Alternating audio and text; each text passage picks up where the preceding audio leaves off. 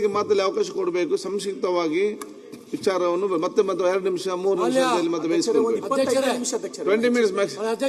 ಅಧಿಕಾರಿಗಳೇ ಖಾಲಿ ಆಗ್ಬಿಟ್ಟು ಚೇರ್ಗಳು ಖಾಲಿ ಆಗಿದೆಯಲ್ಲ, ಏನಾಗ ಈಗ ನಿಮ್ಗೆ ಏನಾಗ್ಬೇಕು? ಈಗ ಮಾತಾಡ್ಬೇಕಾ ಬೇಡವಾ? ಎಲ್ಲ ಅಧಿಕಾರಿಗಳು ಚೇರೇ ಖಾಲಿ ಆಗ್ಬಿಟ್ಟಿದೆ.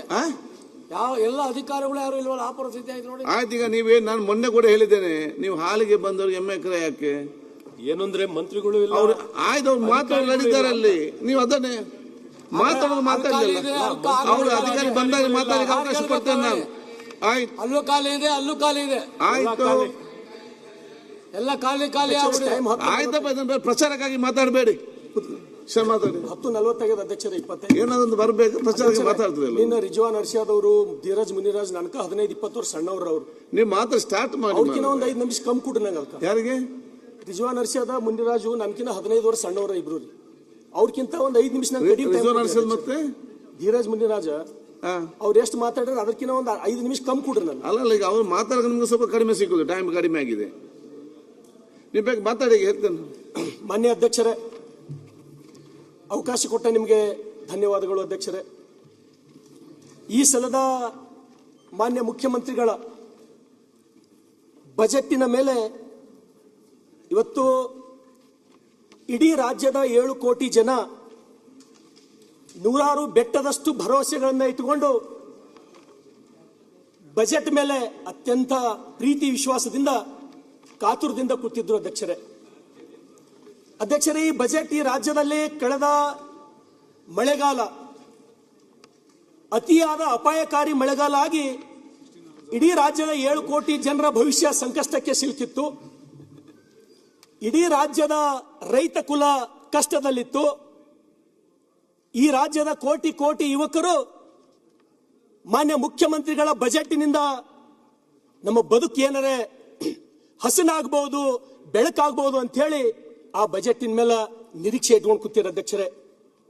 ಆದ್ರೆ ಅಧ್ಯಕ್ಷರೇ, ಸಿದ್ದರಾಮಯ್ಯನವರು ಬಜೆಟ್ಟಿನ ಭೀಷ್ಮ, ಬಜೆಟ್ಟಿನ ಪಿತಾಮಹ. ಆದ್ರೆ ಅಧ್ಯಕ್ಷರೇ, ಆ ಬಜೆಟ್ ಹೊರಗಡೆ ಬಂದಾಗ ಈ ರಾಜ್ಯದ 7 ಕೋಟಿ ಜನ ನಿರಾಶೆ ಆದ್ರ ಅಧ್ಯಕ್ಷರೇ.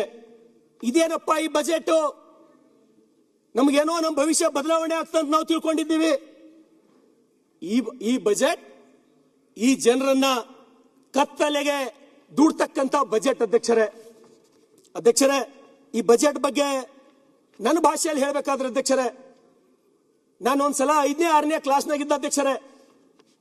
ಇದ್ದಾಗ ನಮ್ಮಲ್ಲಿ ಒಬ್ಬರು ಸೋಷಿಯಲ್ ಸ್ಟಡಿ ಸಾಮಾಜಿಕ ಕಲಿಸ್ತಿದ್ರು, ಇಂಡಿ ಸಿದ್ದರಾಮಪ್ಪ ಮಾಸ್ಟರ್ ಅಂತ ಹೇಳಿ ಅಧ್ಯಕ್ಷರೇ ತಾವು ಜರ ಲಕ್ಷ ಕೊಟ್ಟು ಕೇಳ್ರಿ. ಕಲಿಸ್ತಕ್ಕಂಥ ಸಮಯದಲ್ಲಿ ಅಧ್ಯಕ್ಷರೇ, ಪರೀಕ್ಷೆ ಬಂದಾಗ ನಾವೆಲ್ಲರೂ 50-60 ಜನ ಪರೀಕ್ಷೆ ಬರಿತಿದ್ದೆವು. ಪರೀಕ್ಷೆ ಬರೆದು ರಿಸಲ್ಟ್ ಕೇಳಕ್ ಹೋಗ್ತಿದ್ದೆವು ನಾವು. ಅವ್ರು ಏನ್ ಮಾಡ್ತಿದ್ರು, ವ್ಯಾಲ್ಯೂಯೇಷನ್ ಮಾಡ್ತಾ ಇರ್ಲಿಲ್ಲ ನಮ್ಮ ಸರ್ ಅಧ್ಯಕ್ಷರೇ. ಅವರು ನೋಟ್ಬುಕ್ ಹಿಡ್ಕೊಂಡ್ಬಿಡವ್ರು ಹಿಂಗ, ಶರಣು ಸಲ್ಗಾರ್ ನಿಂಗೆ 60 ಮಾರ್ಕ್ಸ್ ಬಿದ್ದವ ನೀ ಪಾಸ್, ಮತ್ ಬಸವರಾಜ್ ನಿಂಗೆ 50 ಮಾರ್ಕ್ಸ್ ಬಿದ್ದವ ನೀ ಪಾಸ್. ಪ್ರಿಯಾಂಕ್ ಸಾಹೇಬ್ರೆ ತಾವ್ರೆ ಕೇಳ್ರಿ. ಅವ್ರು ವ್ಯಾಲ್ಯೂಯೇಷನ್ ಮಾಡ್ತಿದ್ದಿಲ್ಲ, ಸೀದಾ ರಿಸಲ್ಟ್ ಹೇಳಕ್ ಹಂಗೆ ಬಂದ್ಬಿಡೋರು. ಎಲ್ಲರಿಗೂ ಪಾಸ್ ಪಾಸ್ ಪಾಸ್ ಅಂದ್ರು. ಪರೀಕ್ಷೆ ವ್ಯಾಲ್ಯೂಯೇಷನ್ ಒಂದ್ ದಿವ್ಸನೂ ಮಾಡಿಲ್ಲ ಅವರು. ನಮ್ಮಲ್ಲಿ ಒಬ್ಬವ ನನ್ನ ಕ್ಲಾಸ್ಮೇಟ್ ಒಬ್ಬ ದಡ್ಡಿದ್ದ ಜರ ಭೋಜಪ್ಪ ಅಂತ ಹೇಳಿ ಹುಡುಗ. ಅವನಿಗೆ ಸರ್ ಭೋಜ ಅಂತ ಹೇಳಿ ಕರಿತಿರು. ಸರ್ ನಂದು ರಿಸಲ್ಟ್ ರೀ ಅಂತ ಹೇಳಿದ್ರು ಪ್ರಿಯಾಂಕ್ ಸಾಹೇಬ್ರೆ. ಅವ ಕೇಳಿದ್ನವ. ಅವ್ರೇನಂದ್ರೆ ಅದಕ್ಕೆ ಉತ್ತರ ಏನು ಕೊಟ್ರು, ಏ ಭೋಜ ನಿಂಗೆ ಫೇಲಿಂಗ್ನು ಮಾರ್ಕ್ಸ್ ಕಂಬಿದ್ದಾವ ಅಂತ ಹೇಳಿದ್ರು. ನಿಂಗೆ ಫೇಲಿಂಗ್ನು ಮಾರ್ಕ್ಸ್ ಕಂಬಿದ್ದಾವ ಅಂತ ಹೇಳಿದ್ರು. ಆ ರೀತಿ ಇದು ಫೇಲ್ನು ಸರಿಯಾಗಿಲ್ಲ, ಇದು ಬಜೆಟ್ ಸೂಪರ್ ಪ್ಲಾಫ್ ಅಂತ ಹೇಳಿ ನನ್ನ ಅನುಭವ ಮತ್ತು ನಂದು ಮನೋಭಾವನೆ ಅಧ್ಯಕ್ಷರೇ. ಇವತ್ತು ತಾವು ನೋಡ್ರಿ, ಇಲ್ಲ ಈ ಬಜೆಟ್ ಶರಣು ಅವರೇ, ನೀವು ನಿಮ್ ಮಾಸ್ಟರ್ ತರಾನೇ ಮಾರ್ಕ್ಸ್ ಕೊಡ್ಲತ್ತೀರೇನ? ಇಲ್ಲ ರೀ, ನಾವು ಹೇಳ್ತೀವಲ್ಲ, ಮುಂದೆ ಹೇಳ್ತೀನಿ ಸಾಹೇಬ್ರೆ. ಯಾವುದೇ ರೀತಿಯಾಗಿ ನೀವು ಹೋಲಿಕೆ ಮಾಡಿಲ್ಲ, ಏನ್ ಮಾಡಿಲ್ಲ, ನೀವು ನಿಮ್ ಮಾಸ್ಟರ್ ತರಾನೇ ಮಾರ್ಕ್ಸ್ ಕೊಡ್ಲತ್ತೀರಿ. ನನಗೊಂದು ಅರ್ಧ ಗಂಟೆ ಟೈಮ್ ಕೊಡ್ಸಿರಿ ಅಧ್ಯಕ್ಷರಿಗೆ ಹೇಳಿ ಸಾಕಷ್ಟೇ ಅಧ್ಯಕ್ಷರೇ. ಈ ಬಜೆಟ್ ಯಾಕಂದ್ರ ನಾ ಏನು ಬಹಳ ಎಕನಾಮಿಕ್ಸ್ ಓದ್ದವಲ್ಲ ಅಧ್ಯಕ್ಷರೇ. ನಾನು ಹೈಸ್ಕೂಲ್ನಾಗ ಓದ ಮುಂದ ನಂಗೆ ಲಸ ಮತ್ತು ಮಸ ಬಿರಿ ಇತ್ತು. ಹೈಸ್ಕೂಲ್ಗೆ ಹೋದ ಮುಂದೆ PUC ಸೈನ್ಸಿಗೆ ಹೋದ, ಅಲ್ಲಿ ಟ್ರಿಗ್ನೋಮೆಟ್ರಿ ಕ್ಯಾಲ್ಕುಲಸ್ ನನ್ನ ತೆಲಿಗೆ ಹತ್ತಲಾಯ್ತು. ಈಗ ಮುಂದಿಲ್ಲಿ MLA ಆಗಿ ಬಂದ, ಇಲ್ಲಿ ನನಗ ರೆವಿನ್ಯೂ ಡಿಫಿಸಿಟ್ ಏನು, ಫಿಸಿಕಲ್ ಡಿಫಿಸಿಟ್ ಏನು, ಟ್ಯಾಕ್ಸ್ ದೊಳಗೆ ಸರ್ಚಾರ್ಜಸ್ ಏನು, ನಾವು ಬಹಳ ಓದ್ಕೊಳಕ್ ಹೋಗಿಲ್ಲ ಅಧ್ಯಕ್ಷರೇ. ಯಾಕಂದ್ರ ನಾವು ಬರೇ ಇದ್ರೊಳಗೆ ಕುಲಂಕುಷವಾಗಿ ಓದ್ಕೋತ ಹೋದಂದ್ರ ಮತ್ತೆ ಅರ್ಜೆಂಟ್ ನನಗೆ ಎಲೆಕ್ಷನ್ ಬರ್ತದ. ಅವಾಗ ಹೋಗಿ ನನ್ನ ಜನರಿಗೆ ನಾನು ಫಿಸಿಕಲ್ ಡಿಫಿಸಿಟ್, ರೆವಿನ್ಯೂ ಡಿಫಿಸಿಟ್ ಹೇಳಕ್ಕಾಗಲ್ಲ. ನನ್ನ ಜನರಿಗೆ ನಾ ಏನ್ ಹೇಳ್ಬೇಕು? ಅವ್ರು ಏನ್ ಹೇಳ್ತಾರ? ನಮ್ ಬದುಕು ಕತ್ತಲಾಗ್ಯದಪ್ಪ, ಹೊಲಗಳಿಗೆ ಹಾದಿ ಇಲ್ಲ, ನಿನಗೆ 2 ಸಲ ಶಾಸಕ ಮಾಡಿದ್ದೇವ್ ನಾವು, ನಿನ್ನ ಜನ್ಮಕ್ಕೆ ನಾಚಿಕೆ ಆಗ್ಬೇಕಂತ ಹೇಳಿ ಉಗುಳ್ತಾರ ಅಧ್ಯಕ್ಷರೇ. ಅದಕ್ಕೆ ಅವ್ರಿಗೆ ಏನ್ ಬೇಕು ಅದು ನಾನು ನಿಮ್ಮ ಎದುರು ಕೇಳಬೇಕು, ನಾನು ನಿಮ್ಮ ಎದುರು ಮಂಡನೆ ಮಾಡ್ಬೇಕು ಅಧ್ಯಕ್ಷರೇ. ಅಧ್ಯಕ್ಷರೇ, ಈ ಬಜೆಟ್ ಯಾವ ರೀತಿಯಪ್ಪ ಅಂದ್ರ ಈ ರಾಜ್ಯದ ಖ್ಯಾತ ಪತ್ರಿಕೆ ವಿಜಯ ಕರ್ನಾಟಕದೊಳಗ ಅಧ್ಯಕ್ಷರೇ 7ನೇ ತಾರೀಕಿನ ವಿಜಯ ಕರ್ನಾಟಕದೊಳಗ ಆ ಬಜೆಟ್ ಸಿದ್ದರಾಮಯ್ಯನವ್ರ ಕೈದಾಗ ಏನ್ ಕೊಡ್ತಾರಪ್ಪ ಅಂದ್ರ ಅಲ್ಲಾವುದ್ದೀನನ ದೀಪದಂತೆ ಈ ಬಜೆಟ್ ಅಂತ ಹೇಳಿ. ತಮ್ಗೆ ಗೊತ್ತಾಯ್ತು ಅಂತ ತಿಳ್ಕೋತೀನಿ ನಾನು. ಅರೇಬಿಯನ್ ನೈಟ್ಸ್ ಕಥೆಗಳದೊಳಗ ಅಲ್ಲಾವುದ್ದೀನನ ದೀಪದಂತೆ ಇದು ಬಜೆಟ್. ಈ ಅಲ್ಲಾವುದ್ದೀನ ದೀಪ ಅಷ್ಟೇ ಇದು ಬಗೆಹರಿಸಬಹುದು, ಮನುಷ್ಯರಿಂದ ಸಾಧ್ಯ ಇಲ್ಲ ಅಂತಕ್ಕಂಥದ್ದು ಈ ಪತ್ರಿಕೆ ವರದಿ 7ನೇ ತಾರೀಕಿಂದು ಅಧ್ಯಕ್ಷರೇ. ಇದು ತಮ್ಮ ಕೊಡ್ತೀನಿ, ಬಹಳ ಇಂಪಾರ್ಟೆಂಟ್ ಅದ ಅಧ್ಯಕ್ಷರೇ. ಅಧ್ಯಕ್ಷರೇ,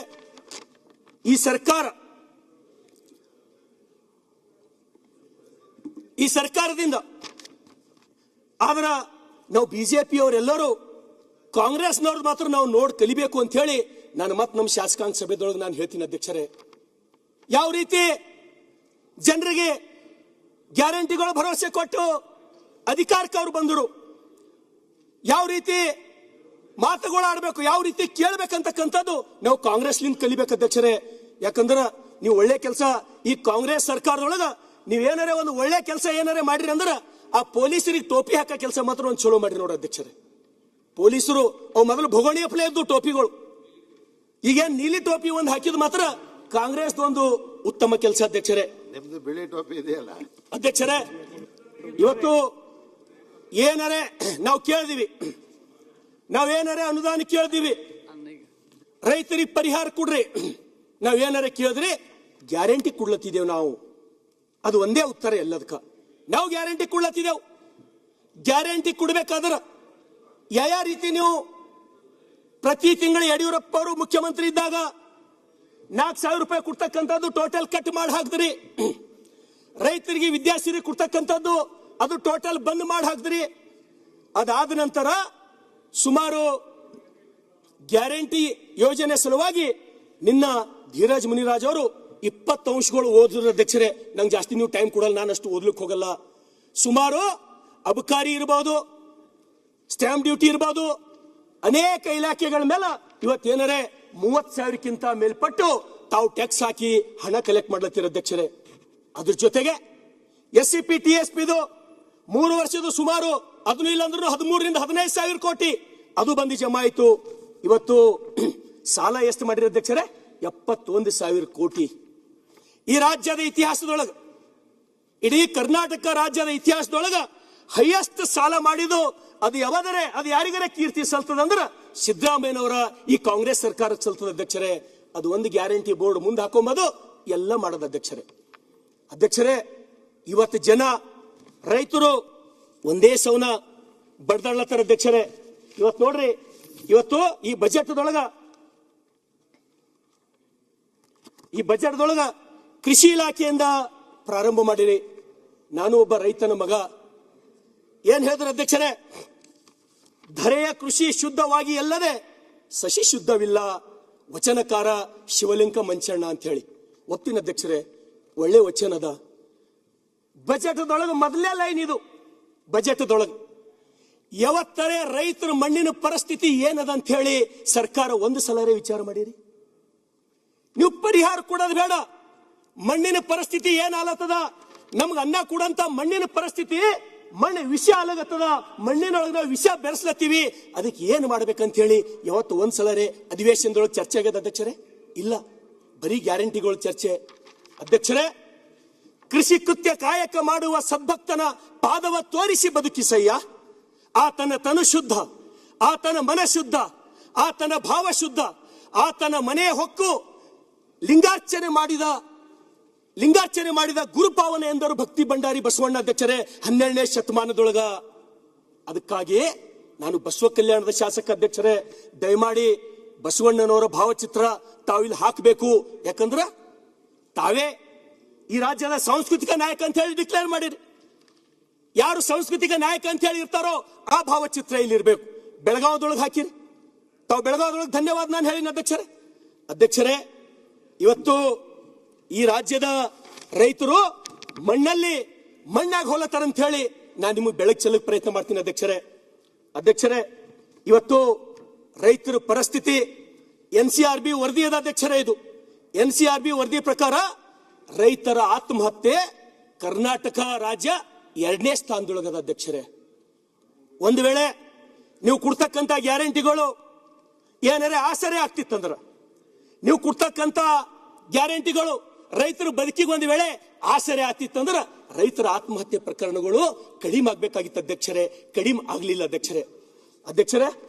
ಇವತ್ತು ತಾವು ನೋಡ್ರಿ, ಕಳೆದ ಸಲ ಮಳೆ ಇಲ್ಲಿ ಬಿ ಆಯ್ತು, ಮಹಾರಾಷ್ಟ್ರಕ್ಕೂ ಮಳೆ ಸಾಕಷ್ಟು ಆಯ್ತು. ಮಹಾರಾಷ್ಟ್ರದ ದೇವೇಂದ್ರ ಫಡ್ನವೀಸ್ ಅವರ ಸರ್ಕಾರ 31,000 ಕೋಟಿ ಪರಿಹಾರ ಕೊಡ್ತು ಅಧ್ಯಕ್ಷರೇ. 31,000 ಕೋಟಿ. ಅದು ಎಷ್ಟು? 75 ಲಕ್ಷ ಹೆಕ್ಟೇರ್ ಪ್ರದೇಶಕ್ಕೆ 31,000 ಕೋಟಿ ಪರಿಹಾರ ಕೊಡ್ತ ಅಧ್ಯಕ್ಷರೇ. ನಾವೇ ಕೊಡ್ಲಿಲ್ಲ ಅಧ್ಯಕ್ಷರೇ. ಮಾತೆತ್ತರು ಹೇಳ್ತೀವಿ, ರೈತ ಅನ್ನದಾತ, ರೈತ ಈ ನಾಡಿನ ಬೆನ್ನೆಲುಬು. ರೈತರ ಬಗ್ಗೆ ಪರಿಹಾರ ಕೊಡಲಾರೆ ಬಿಡ್ರಿ ಅಧ್ಯಕ್ಷರೇ. ಕೂಲಂಕುಷವಾಗಿ ವಿಧಾನಸಭೆದೊಳಗ ಸುದೀರ್ಘವಾದಂತ ಚರ್ಚೆಗೂ ಅವಕಾಶ ಸಿಗಲ್ಲ. ಇದು ದುರ್ದೈವಲ್ಲ ಅಧ್ಯಕ್ಷರೇ, ಇದು ದುರ್ದೈವಲ್ಲ ಅಧ್ಯಕ್ಷರೇ. ಇವತ್ತು ಮಹಾರಾಷ್ಟ್ರದ ಸರ್ಕಾರ ಅವತ್ತು ಅವ್ರ ನೆರವಿಗೆ ಬಂದು ನಿಂತು 31,000 ಕೋಟಿ ಅವ್ರಿಗೆ ಪರಿಹಾರ ಕೊಡ್ತು ಅಧ್ಯಕ್ಷರೇ. ಈಗ ಮತ್ತೆ ಅದೇ ಮಹಾರಾಷ್ಟ್ರ ಸರ್ಕಾರ, ದೇವೇಂದ್ರ ಫಡ್ನವೀಸ್ ಸರ್ಕಾರ, ರಾಜಮಾತಾ ಅಹಲ್ಯಾಬಾಯಿ ಹೋಳ್ಕರ್ ಹೆಸರಿನ ಮೇಲೆ ಮಹಾರಾಷ್ಟ್ರ ಸರ್ಕಾರ ಪ್ರತಿಯೊಬ್ಬ ರೈತನಿಗೆ 2 ಲಕ್ಷ ರೂಪಾಯಿ ಬ್ಯಾಂಕ್ ಸಾಲ ಮನ್ನಾ ಮಾಡ್ತು ಅಧ್ಯಕ್ಷರೇ. ಮಹಾರಾಷ್ಟ್ರದ 3 ಮತಕ್ಷೇತ್ರಗಳು ಬಸವ ಕಲ್ಯಾಣ, ಉಮ್ಮರ್ಗ, ಔಸಾ, ನಿಲಂಗ, ನನಗೆ 3 ಹತ್ಕೊಂಡವ ಅಧ್ಯಕ್ಷರೇ. ಅಲ್ಲಿ ರೈತರು ದಿನ ವ್ಯಾಪಾರಕ್ಕೆ ಬಸವ ಕಲ್ಯಾಣಕ್ಕೆ ಬರ್ತಾರೆ ಅಧ್ಯಕ್ಷರೇ. ಅವ್ರು ಹೇಳ್ತಾರೆ ಏನಂತ, ನಮ್ದು 2 ಲಕ್ಷ ರೂಪಾಯಿ ಬ್ಯಾಂಕಿನ ಸಾಲ ಮನ್ನಾ ಆಯ್ತು. ಯಾವತ್ತರೆ ಮಾಡೋದು ವಿಚಾರ ಮಾಡೋದು ಬಿಡ್ರಿ, ಮಾಡೋದ ಚರ್ಚೆನೂ ನನ್ನ ಕಿವಿ ಅಂತೂ ಇಲ್ಲಿ ಕೇಳಲಿಲ್ಲ ಅಧ್ಯಕ್ಷರೇ. ಸಿದ್ದರಾಮಯ್ಯನವರು ಅವರು ಕೂಡ ರೈತ ಕುಟುಂಬದಿಂದ ಬಂದಂತವ್ರು. ಇಲ್ಲಿ ಅನೇಕ ಜನ ಶಾಸಕರು ರೈತರ ಕುಟುಂಬದಿಂದ ಬಂದಂತವ್ರು. ಆ ರೈತರ ಬಗ್ಗೆ ಕಾಳಜಿ ಯಾರು ಮಾಡ್ಬೇಕು ಅಧ್ಯಕ್ಷರೇ? ರೈತರ ಬಗ್ಗೆ ಯಾರು ಕಾಳಜಿ ಮಾಡಬೇಕು? ಈ ವಿಧಾನಸಭೆಯಲ್ಲಿ ರೈತರ ಬಗ್ಗೆ ಚರ್ಚೆ ಆಗ್ಬೇಕು. ಇವತ್ತು ಅಧ್ಯಕ್ಷರೇ ನೋಡ್ರಿ, ಕಷ್ಟಪಟ್ಟು ರೈತರು ತರಕಾರಿ ಬೆಳಿತಾರ, ರೈತರು ಹಾಲು ತರ್ತಾರ ಅಧ್ಯಕ್ಷರೇ. ನಸ್ಕಿನ ಬರ್ಬೇಕು ಅಧ್ಯಕ್ಷರೇ. ಅವರೆಲ್ಲ ಮಕ್ಕೊಂಬಂಗಿಲ್ಲ, ಅವರು ಸಾಯಂಕಾಲ ತನಕ ಕಡಿಬೇಕು, ಮತ್ ಭಾರತ್ ಪ್ಯಾಕ್ ಚಾಲು ಮಾಡ್ಬೇಕು. ಎಲ್ಲರೂ ತರಕಾರಿ 4 ಗಂಟೆಗೆ ತರಬೇಕು ಅಧ್ಯಕ್ಷರೇ. ಯಾರೇ ಭಾಗವಾನ್ರು ಏನಂತಾರ ಆ ರೇಟಿಗೆ ಕೊಟ್ಟು ಹೋಗ್ಬೇಕು ಅಧ್ಯಕ್ಷರೇ. ನಾ ಸಣ್ಣಗಿದ್ದಾಗಿನ ಒಂದು ಮಾತು ಹೇಳ್ತೀನಿ. ನಂದು ಊರ್ ಬಲ್ಲೆ ಒಂದು ಹಾತ್ ತೋಟದ ಅಧ್ಯಕ್ಷರೇ.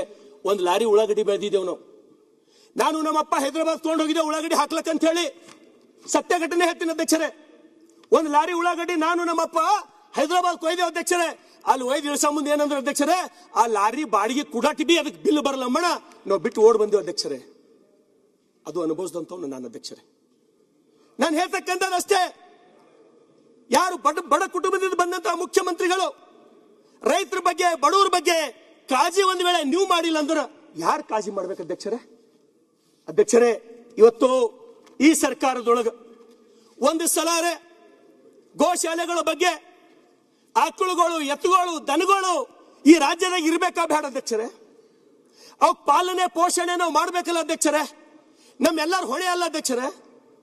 ಇವತ್ತು ನೀವು ಬೆಂಗಳೂರು ಕಾನ್ವೆಂಟ್ದೊಳಗೆ ಓದ್ತಕ್ಕಂಥವ್ರು ಯಾರಿಗಾರೆ ತೋರಿಸ್ರಿ, ಹುಡುಗರಿಗೆ ಆಕಳ ಕರ ಬಿಟ್ಕೊಂಬ ದೃಶ್ಯನೇ ಅವ್ರು ನೋಡಿರಲ್ಲ ಅಧ್ಯಕ್ಷರೇ. ಹಾಲು ಕುಡಿತಾರ ಅವರು, ಡೈರಿಲಿಂದ ಹಾಲು ಬರ್ತದ, ಆ ಮಕ್ಕಳು ಆಕಳ ಕರ ಬಿಟ್ಕೊಂಬ ನೋಡೋ ದೃಶ್ಯನೇ ಇಲ್ಲ. ಇವತ್ತು ನಾನು ಕೈ ಮುಗಿತೀನಿ ಈ ಸರ್ಕಾರಕ್ಕ, ಗೋಶಾಲೆಗಳು ಪ್ರಾರಂಭ ಮಾಡ್ರಿ. ಇದ್ದಂತ ದನಗಳು ರೋಡ್ ಮೇಲೆ ಕಸ ತಿಂದು, ಪ್ಲಾಸ್ಟಿಕ್ ತಿಂದು ದನಗಳು ಸತ್ತು ಹೋಗ್ತಾವ ಅಧ್ಯಕ್ಷರೇ. ಅದು ನೋಡ್ರಿ ಸಂಕಟ ಅನಿಸ್ತದೆ ಅಧ್ಯಕ್ಷರೇ. ಹಾಗಾಗಿ ನಾನು ವಿನಂತಿಯನ್ನು ಮಾಡ್ತೇನೆ ಅಧ್ಯಕ್ಷರೇ ಇವತ್ತ ಮೂಲಕ.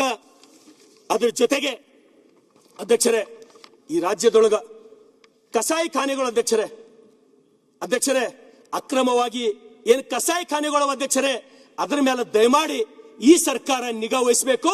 ಇವತ್ತು ಅಕ್ರಮ ಕಸಾಯಿ ಖಾನೆ ಒಳಗ ಇವತ್ತೆಷ್ಟೋ ಜನ UP ಬಿಹಾರ್ಲಿಂದ ಕೆಲಸ ಮಾಡಿ ಇವತ್ತೆಷ್ಟೋ ನಮ್ಮ ಆಕಳುಗಳು, ನಮ್ಮ ಎತ್ತುಗಳು ಹಾಡ್ ಹಗಲೇ ಕೊಯ್ದ ಕೇಸಿಂದ ಸತ್ಯಾನಾಶ ಮಾಡೋದು